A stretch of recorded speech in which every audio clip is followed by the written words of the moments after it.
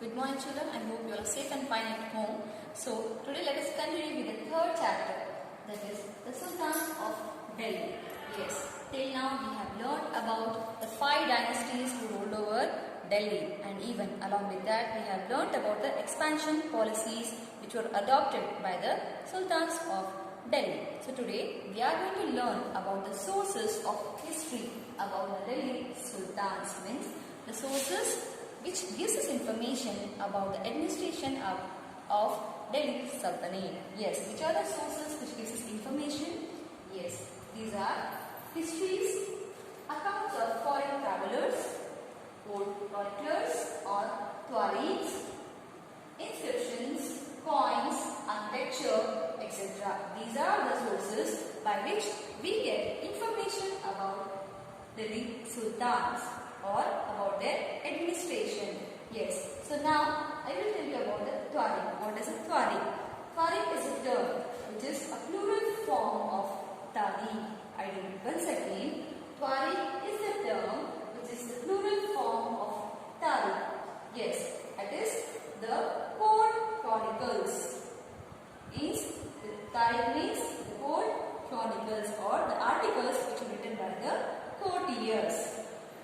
These articles are written in the Persian language. These Tuaregs are written by especially secretaries, administrators, poets and the courtiers. Yes, these Tuaregs which gives us information about the administration, these were written by secretaries, administrators, poets and the courtiers. So here, in this Tuaregs, the courtiers they mention about the events which were held during their rule. And along with that, they also advised the sultans on the governance. Means the old chroniclers, they also advised sultans on the governance of the state. So this is all about the source of the history of Delhi Sultanate.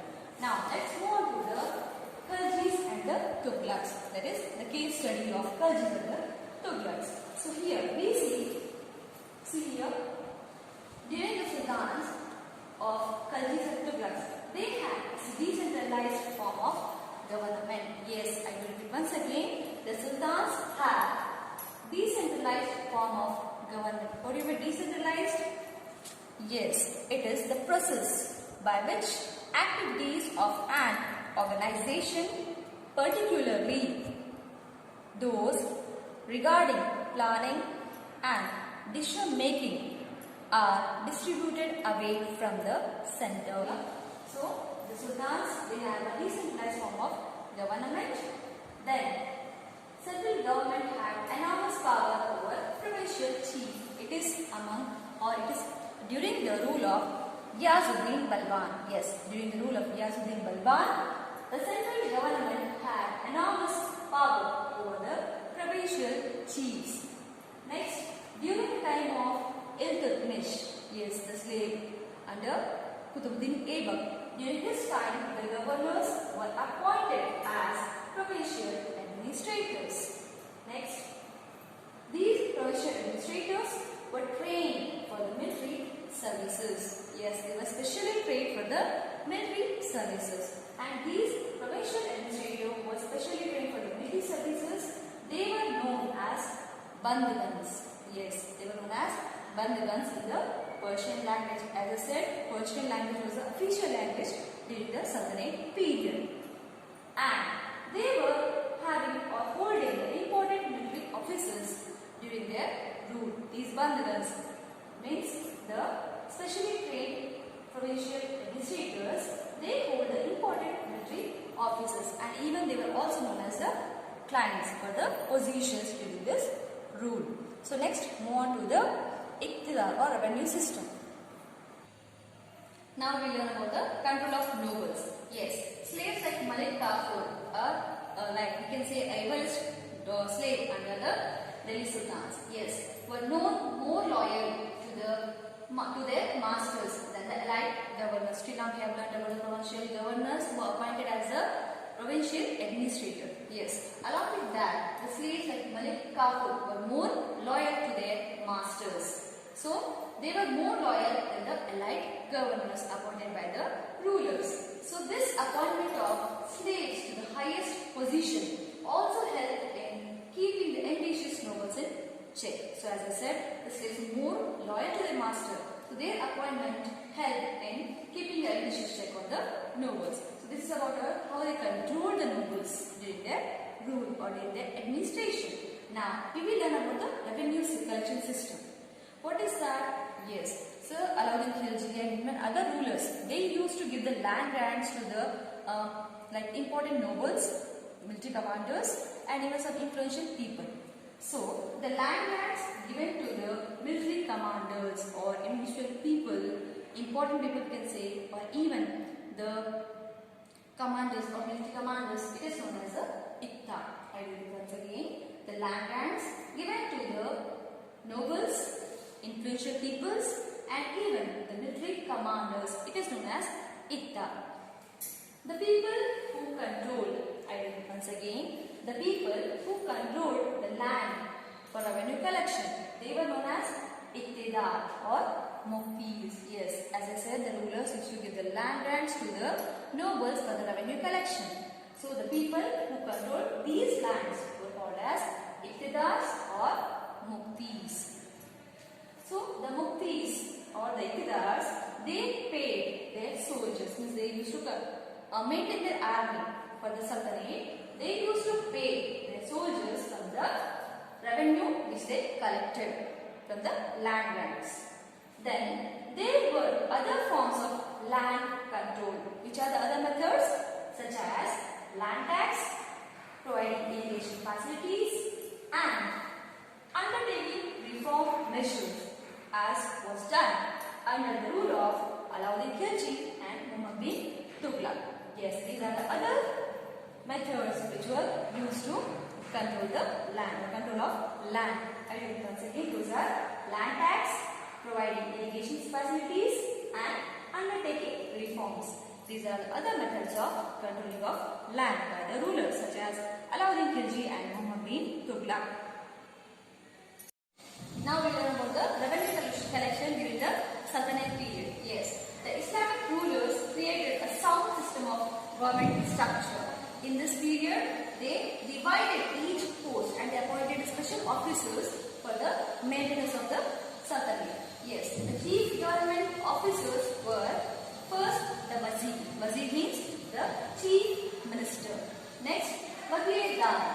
He was the controller of household activities. Next comes Amir-e-Dara. He was the minister of justice who used to solve the problems of the people and he used to give the justice to the people.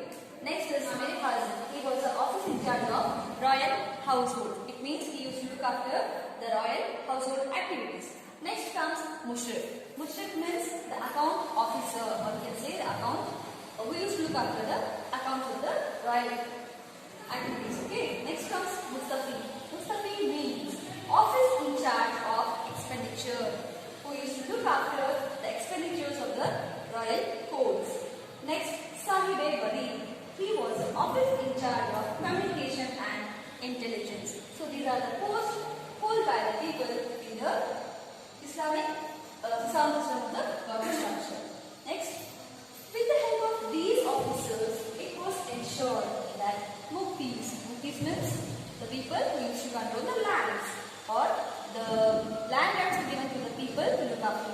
Okay, so muftis collected only the taxes prescribed by the state. This is for the taxes applied by the state or the ruler.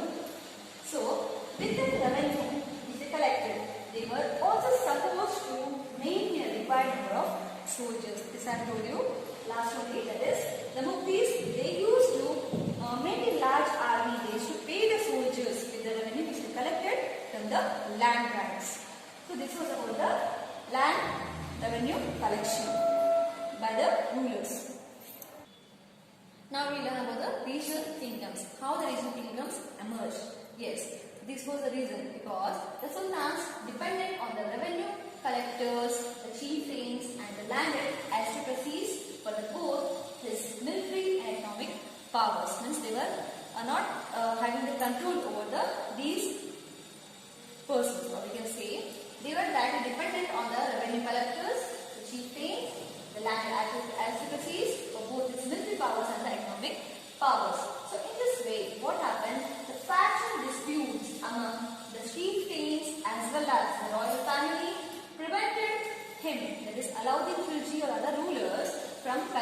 other distant places. So in this way what happened? The provinces like Bengal and Gujarat often declared their independence after annexation. Okay, so these are the new regional kingdoms which emerged, which declared themselves as an independent state, that is Bengal and even Gujarat. So in the same way, it happened the same in the Deccan, that is in southern India. Now we will learn about the Mongol invasions which took place during the Sultanate of Delhi. So during the Khalji rule, that is from 1290 to 1320 AD, it is once again during the rule of Khalji, that is Alauddin Khalji, the year 1290 to 1320, the Mongol invaded India. Okay, their invasions began in 1219 AD with the Mongol leader, that is Genghis Khan. Who is the leader? Genghis Khan, who invaded our country, invading Transoxiana. He started his invasion from the Transoxiana in northeast Iran and continued the invasions in our country till the rule of Muhammad bin Tughlaq. It means the Mongol invasion, it was started by the Mongol leader, that is Genghis Khan, invading from Transoxiana in northeast Iran and continued till the rule of Muhammad bin Tughlaq. Okay, so in this way they were affected by the Mongol invasions. Many of the Mongols had embraced Islam during this time and settled near the Delhi. Okay, so next we will learn about some failures, or we can say the Muhammad Tughlaq's failures. Now we learn about the Muhammad bin Tughlaq's failure reasons. Okay, the list of failures of Muhammad Tughlaq is long. It means so many reasons are there behind his failure, such as introduction of the token currency and shifting of capital, etc. So, public did not have enough to satisfy their needs during his rule. The measures which was imposed by him or measures which were taken by him, they were not easily available to the people. So, people here, they don't have enough to satisfy their needs. And the revenue was fixed at 50% of the land produced. Even though the time was famine, they were facing the famine, but the revenue was fixed at 50% of the total land produced. The peasants had to pay taxes and rights to the government officials. Even during the time of national calamities, the people had to pay taxes and rights to the government officials. So in this way, so many harsh measures were there undertaken by the Muhammad bin Tughlaq. Because of this, he was known as the wisest fool. So these were the reasons behind his failure. I hope children you have understood about the chapter. Thank you.